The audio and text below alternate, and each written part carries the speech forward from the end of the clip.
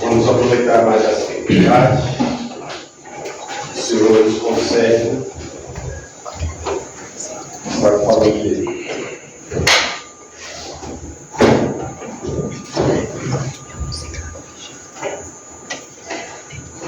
Vamos ler o texto sagrado? Mateus 22.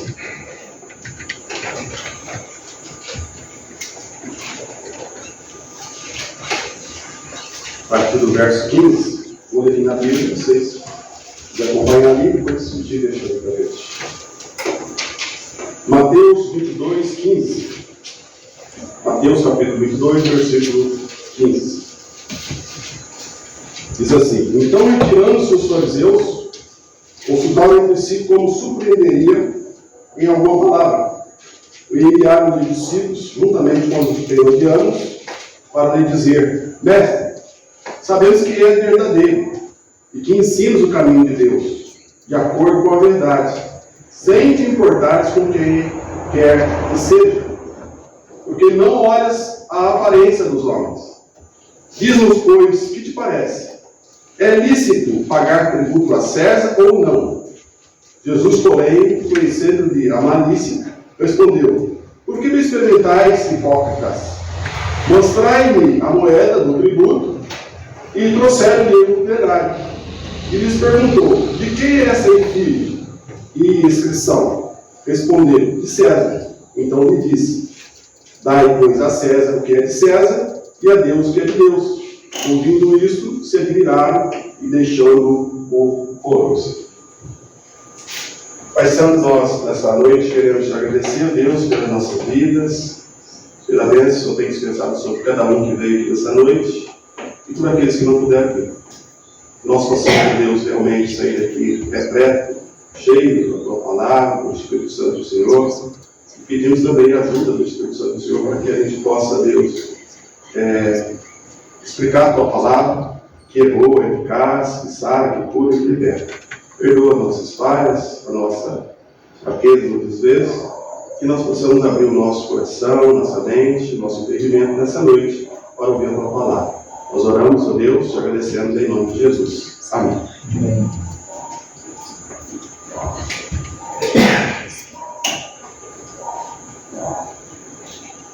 Cada encontro que a igreja, depois eu vou explicar ali, cada encontro que a igreja realiza é uma forma da gente tentar analisar e explicar que nós somos sal da terra e luz do mundo. Esse é o objetivo da igreja, quando se reúne. Mas isso se dá muito com a igreja letra maiúscula, porque normalmente hoje as igrejas estão com letra minúscula e estão batendo muito na Bíblia. Haja visto, se você vê aí nas redes sociais, você vai ver que tem barbaridade de ataque na Bíblia, na palavra de Deus. Mas esse é um trabalho árduo, quase que aqueles que querem levar avante as coisas de Deus sério, não é tão fácil. Tá? Por isso que nós vamos na igreja para poder ter comunhão com os irmãos e ser fortalecido um pelo outro, através da palavra de Deus, que é o melhor para nós. Então, para digerir bem esse alimento, nós precisamos demonstrar uma disposição singular. Coração, alma, braço e perna. Precisar ter esses componentes para poder trabalhar a palavra de Deus. E incentivar a igreja a buscar aquele que está perdido. O que mais a gente vê é pessoas perdidas. E às vezes perdidas dentro da igreja. Aliás, eu já disse que o lugar mais fácil de perder Jesus é dentro da igreja. Porque, de repente, é uma confiança demais. Tá? Então, aqui esse texto diz que Jesus estava rodeado de pessoas. Então, retirando seus fariseus, consultavam entre si como surpreenderia em alguma palavra. Essas pessoas que estavam rodeando Jesus aqui, elas estavam pensando nos seus próprios interesses. Uns queriam ser curada, outros queriam ser abençoada, outros não sei o quê. Tá? Mas também alguns queriam pegar Jesus no pulo. E alguma falha de Jesus. Pessoas estavam rodeando Jesus aqui com más intenções. E procuravam a cada momento uma oportunidade para derrubar Jesus ou para confundi-lo. Então o texto que nós lemos mostra uma dessas ocasiões, como está o primeiro versículo. Então os fariseus saíram e começaram a planejar o meio de enredá-lo ou de prender em suas próprias palavras.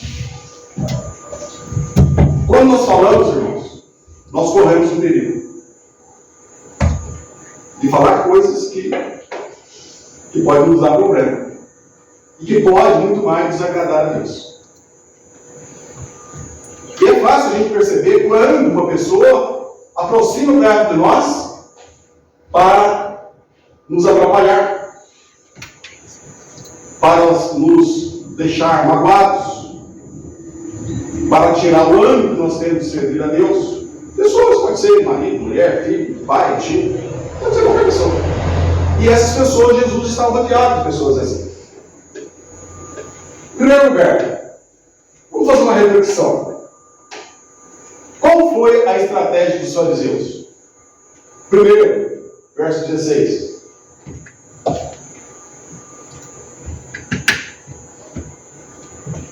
E enviaram-lhe discípulos juntamente com os herodianos, para dizer-lhe: Mestre, sabemos que é verdadeiro e que ensinas o caminho de Deus de acordo com a verdade, sem te importares com quem quer que seja, porque não olhas para a aparência dos homens. Vamos pensar um pouco. Eles não foram a Jesus pessoalmente. Eles mandaram os herodianos. Quem que eram esses herodianos? Era um grupo de políticos. Para fazer essa pergunta para Jesus. Eles queriam pegar Jesus no pulo, para prender, para matá-lo até. Então, olha a linguagem desse versículo. Mestre, sabemos que és íntegro e que te ensinas o caminho de Deus conforme a verdade. E tu não deixas de influenciar por ninguém, porque não te prendes à aparência dos homens. Eles não acreditavam nada disso. Nem que Jesus é realmente um homem que fala a verdade, e nem que Jesus não deixava ser influenciado por outras pessoas. Você acha que eles acreditavam? Não acreditavam nada disso. Mas eles queriam pegar Jesus no pulo. E é interessante que queria somente apanhar Jesus numa falta contra o governo. Se Jesus falasse mal do governo, do imperador, eles iam pegar Jesus no pulo. Então eles queriam pegar essa falha de Jesus. E nós vamos caminhar. Então, tenha muito cuidado com quem aproxima de você com palavras desmedidas. Nossa, porque você é tal, hein? Você é o cara, você é a mulher. Cuidado. De repente vai te pegar você alguma coisa. E aí, eu já aconteceu isso, eu não sei se aconteceu com o pastor. Uma vez eu preguei na igreja, a mulher era uma Jezabel da mais ferrenha. E ela falou: pastor, o senhor pregou muito dom com esse satanás para lá. Eu sabia que ela falava mal de mim, por que ela estava falando dele, cara? Sai, diabo. Então é isso. Nós vamos analisar a pergunta que eles fizeram. Verso 17. Assim sendo, diz-nos, o que pensas? É certo pagar imposto a César ou não? Isso não é uma pegadinha?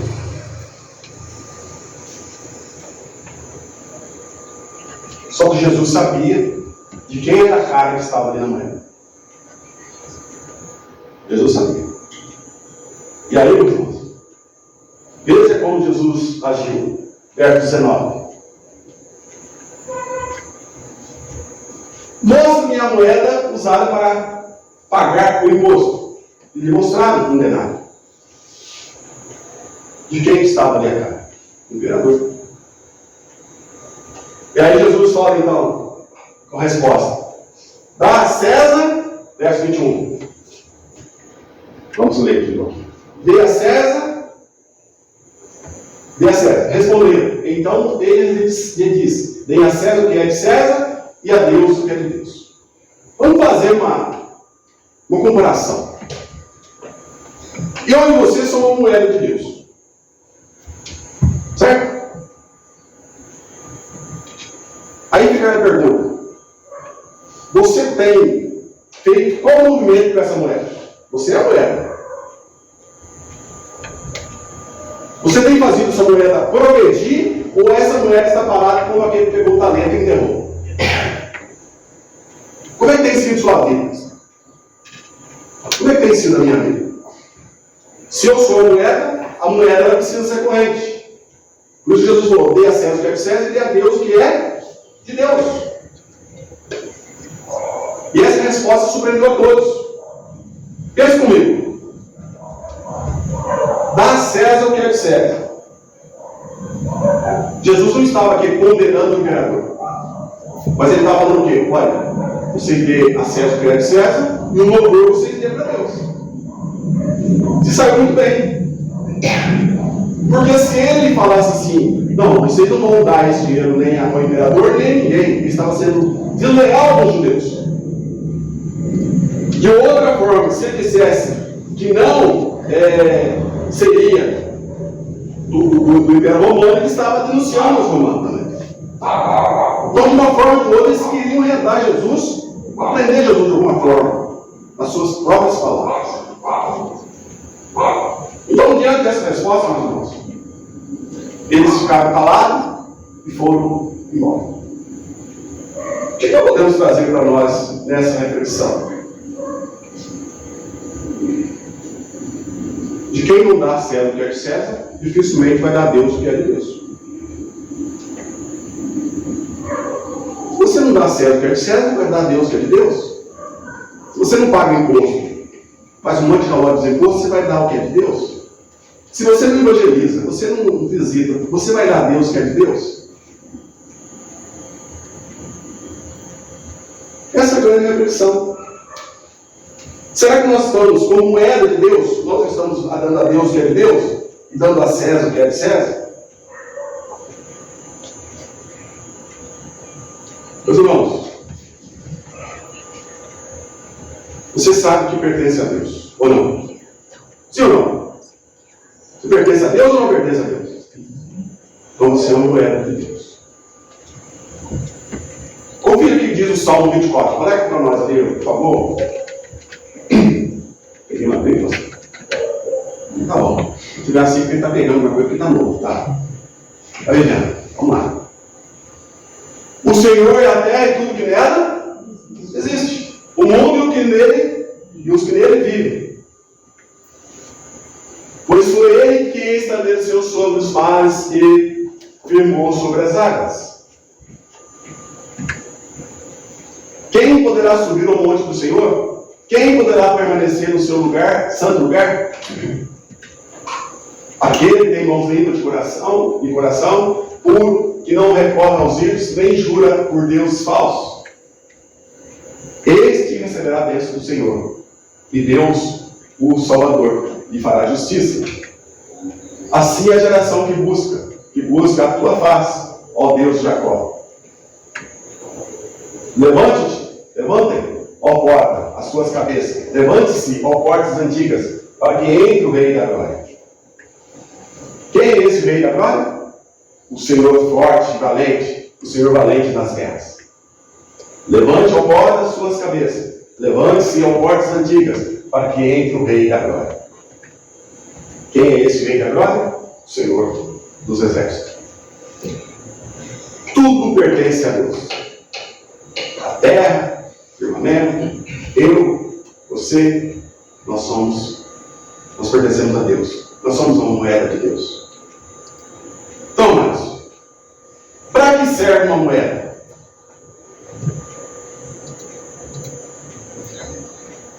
Nós sabemos que o dinheiro é importante. Eu estou falando de dinheiro aqui, mas trate a sua vida como se você fosse uma moeda de Deus nesse momento. O dinheiro é importante. Com ele, nós compramos, negociamos, aplicamos. Quanto mais dinheiro circula, mais lucros o país tem. Quanto mais dinheiro embaixo do colchão tem, menos o país progride. Mas há um problema. Há algo proibido nesse mercado. Eu e você, sendo moeda de Deus, não podemos fazer negócios ilícitos com as outras pessoas.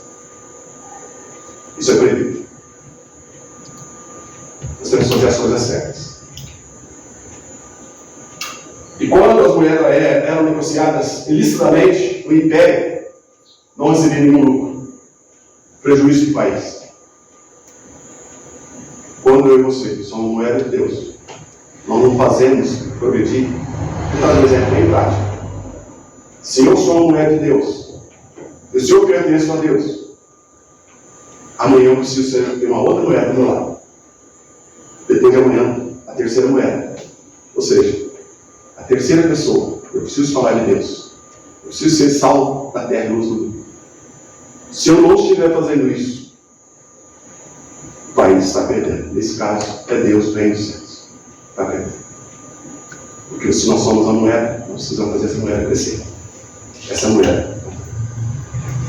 Então, nesse sentido, nós podemos afirmar que somos moeda de Deus. E não é correto nós ficarmos parados sem fazer com que essa moeda dê lucro para o reino de Deus. Então, amados, por meio dessa circulação dessa moeda, o reino de Deus prospera. Por meio de mim, por meio de você. Quanto mais essa moeda viva, ela circula pelo mundo, mais lucro produzirá. Aqui também cabe o mesmo princípio. Essas moedas somos eu e você. Nós temos que fazer as coisas certas, dentro do padrão que Deus quer para nossas vidas. Tá? Uma outra coisa, essa moeda sou eu e você. Não pode deixar de circular. Não pode deixar de falar de Deus. Não pode deixar de falar de salvação. Ela precisa estar em constante circulação.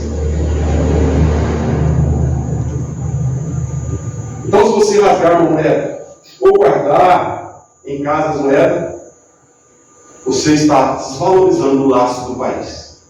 Nesse caso, eu e você, como moeda, nós estamos desvalorizando o reino de Deus.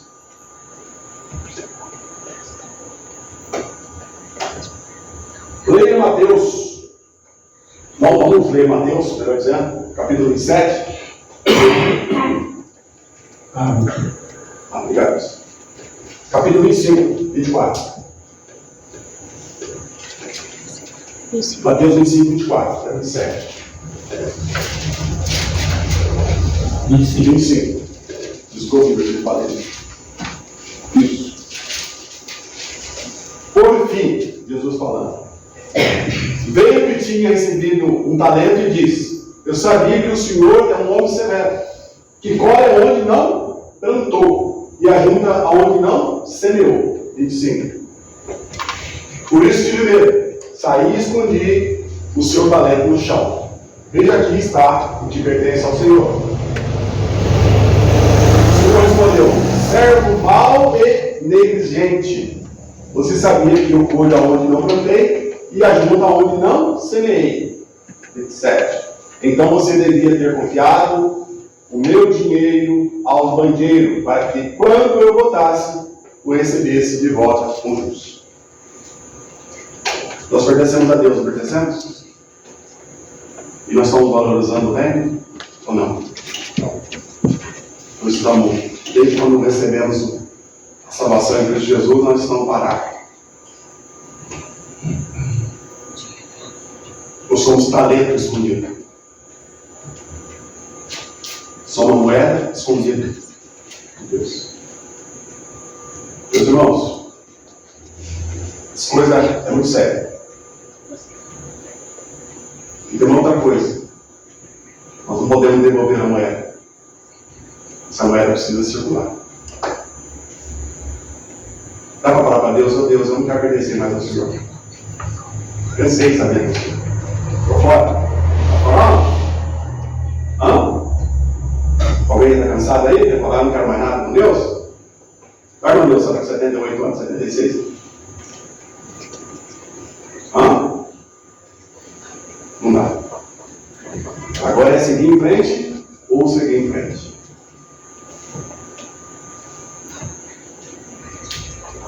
Nós vamos cair que o dono, ao receber o mesmo moeda, ficou irado.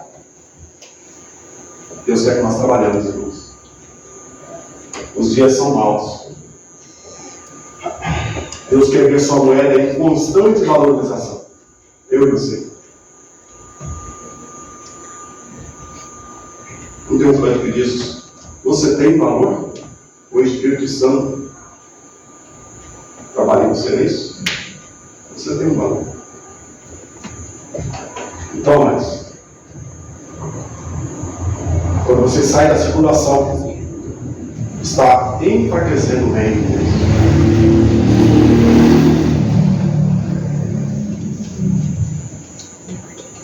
Pensa um instante. Quanto vale a sua moeda hoje? Qual é o valor? Pensa para dentro de você. Você é uma moeda de Deus. Você está valendo mais ou está valendo menos de quando você veio para Deus? Subiu alguma coisa? Está estagnado? Tem perspectiva de crescer? De valorizar mais o reino de Deus? Eu tenho perspectiva de crescer mais, apesar dos pesares.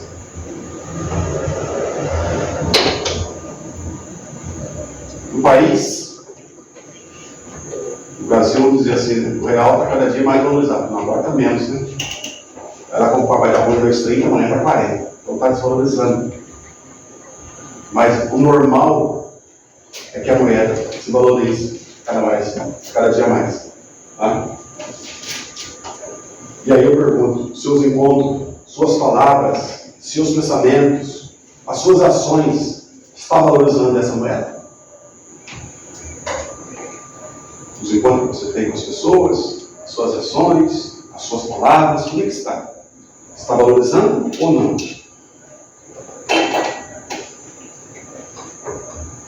Dá a César o que é de César e dá a Deus o que é de Deus. O Senhor Jesus fala uma coisa muito interessante no Evangelho de Mateus 6, 31, 33. Mateus 6, 33, por favor. Leia para mim, por favor. Irmãos, está escrito: busquem, pois, em primeiro lugar o reino de Deus e a sua justiça, e todas essas coisas serão acrescentadas a vocês. Estão dentro do padrão como é de Deus? Ou estão fazendo o contrário, buscando as coisas para depois buscar o reino? Coitado.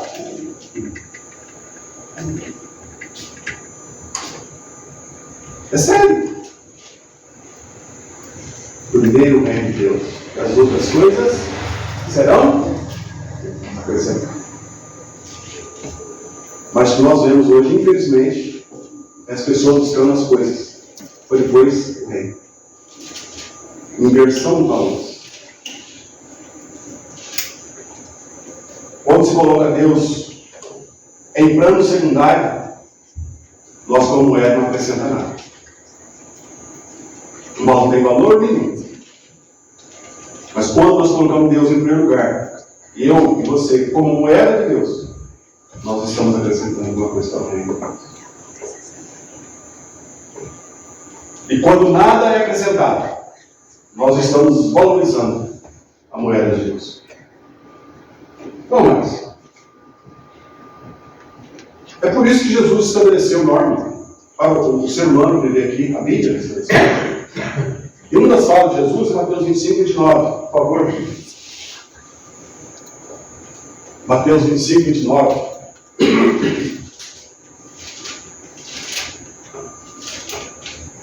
Essa é uma norma. Pois todo o que tem, mais será dado, e terá em grande quantidade. Mas o que não tem, até o que tem, será tirado. Isso é uma norma. Quanto mais você busca o reino de Deus, mais você busca as coisas de Deus, mais Deus vai te abençoando. É fato. Ah, mas vai abençoando como? um bom casamento, com dinheiro, com coisas materiais, não. A sua própria vida espiritual, Deus vai acrescentando. Quanto mais espiritual você é, menos carnal você é. Você busca mais as coisas do Espírito. Tá? Então, quanto mais você entregar para Deus, mais você receberá de Deus. É assim. Né? Isso não é trocar, não é barganha com Deus. É você ser fiel a Deus e buscar Deus, sabendo que é mulher de Deus. Já estamos praticamente dizendo.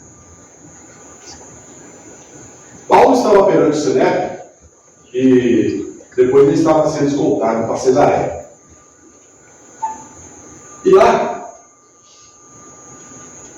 estava numa dificuldade muito grande. Coloca nós em Atos 23, 11, por favor. Já tinha apanhado e tudo, e agora ele estava sendo escoltado para Cesareia. Mas vamos ver uma fala de Paulo. Na noite seguinte, o Senhor acontecia ao lado dele e disse: tenha coragem, pois como você testemunhou a meu respeito em Jerusalém, assim também deverá testemunhar também em Roma. O que estava dizendo Paulo aqui? Paulo tinha apanhado pra caramba. Você acha que ele estava lamentando? Chorando? Não. Ele estava dizendo que Jesus era a vida dele. O que acontecia, podia bater nele, podia fazer o que quisesse nele, com ele. Mas ele não ia deixar de falar de Jesus. Ele estava num momento difícil da vida dele. Aí fica uma pergunta: será que eu e você, se nós tivermos uma vida, uns dias difíceis assim, nós vamos falar, conforme Paulo falou, para mim viver é Cristo, morrer é lucro?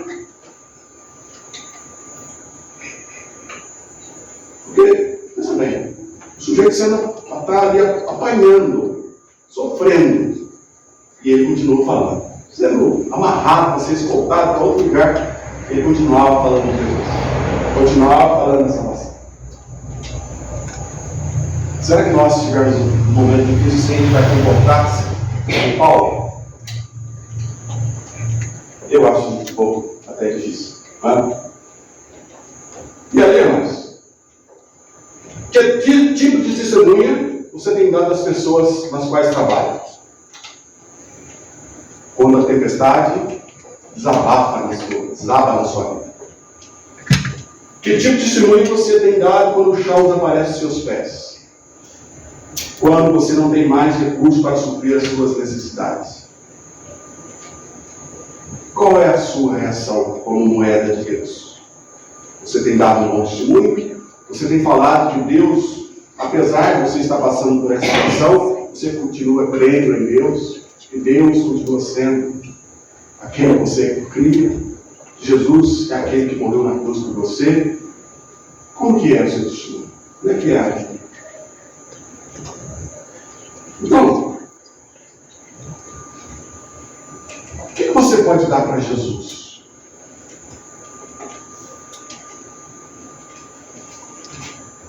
Nós temos que dar para Jesus a nossa paixão.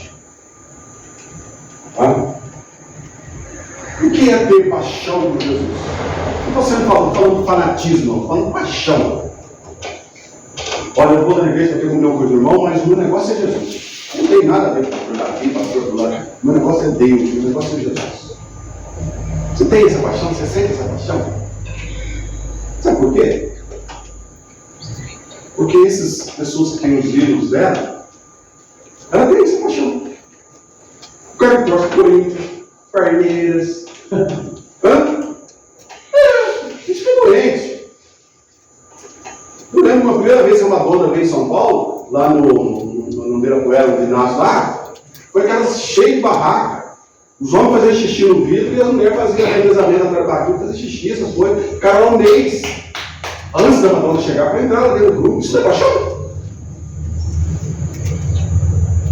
A pessoa tem paixão por essas coisas. Tinha uma irmã na igreja que eu frequentei em Tesória, ela morria de fome, mas ela gostava do Daniel. Daniel chegava lá e pegava um táxi e ia atrás do Daniel. Então, se o Daniel tivesse barquinho, era pegar aquele emprestado e ia. Paixão.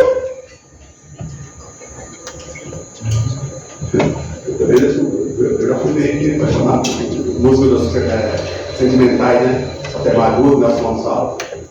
Vou contar uma história pra vocês. Uma vez eu estava lá em Botelão com minha avó, e minha tia, está com uns 38 anos, 40, e minha avó não deixava namorar não, porque lá era um negócio de ficar. Aí, cheguei lá, estava em São Paulo, cheguei, ela chamava Santa, de Inácio, Doni, que bom você ver isso. Vinha quem está cantando aqui hoje. Vai cantar aqui hoje. Foi no Sente. Nelson Gonçalves. Nós vamos, vamos. Aí tomamos um banho, ela botou um cheiro no negócio, vamos lá. Eu era. A avó saindo. Saímos umas 11 horas de casa. Aí o clube é muito grande, o tal de clube é. Aí tem 3 repartições. Um que tocava pagode, o outro tocava um sentimental e tal. Eu cantando, falei, vai cantar mais meia-noite. Como ouvindo um pagode. Aí deu uma meia-noite e meia, vou procurar um rapaz lá, o segurança, eu falei, que hora que o nosso Gonçalo vai começar a cantar? Aí eu falei, eu ouvi o mal cantar. Ih, já cantou, ele foi embora. Eu não vi mais, seu pai. Ele cantou, ele estava cantando lá no lugar da Seresta, e o outro nós ouvimos um bocão batendo pagode lá e, poxa, perdeu o homem. Morreu, acabou. Mas assim, paixão. E por Deus, nós precisamos também ter paixão. Claro? Então, amados, eu quero concluir e dizer o seguinte: a igreja, que é eu e você, a moeda, que é eu e você, devemos entregar todo o nosso coração para Deus. Ter uma paixão pelas coisas de Deus. Eu sei que nós temos as nossas falhas, que tem hora que as tempestades batem nas nossas vidas, a calmaria às vezes acalma, o chão sai debaixo dos nossos pés. Mas nós temos um Deus todo-poderoso, como diz o Salmo, que criou os céus e a terra. Tá? Um Deus que olha por nós, ainda que nossa mãe, nosso pai nos abandonar, Deus continua nos chamando, filho, vem. Não é? Que nós possamos, então, dar a César o que é de César, mas nunca esquecer de dar a Deus o que pertence a Deus.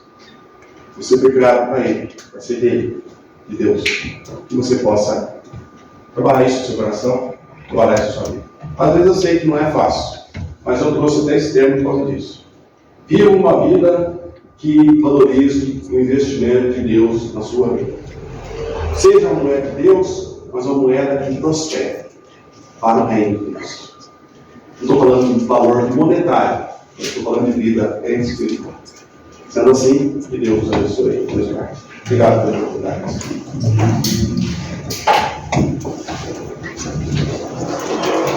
Ricardo, pode ir com a tradução aqui? Posso ficar em pé, irmão?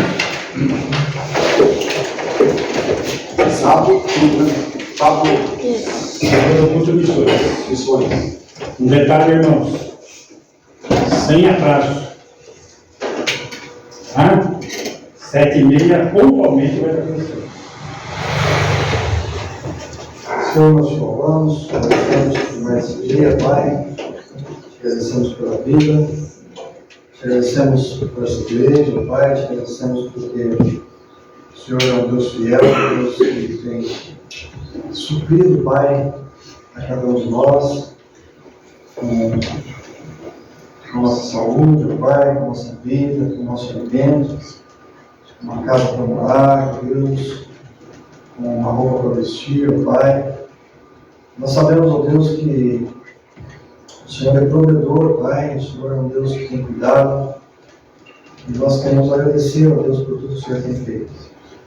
Todas as coisas pertencem ao Senhor, ó Deus, e nós pedimos aqui nessa noite que o Santo Espírito capacite a cada um de nós a sermos gratos a Deus, porque temos a Deus, porque o Senhor permite.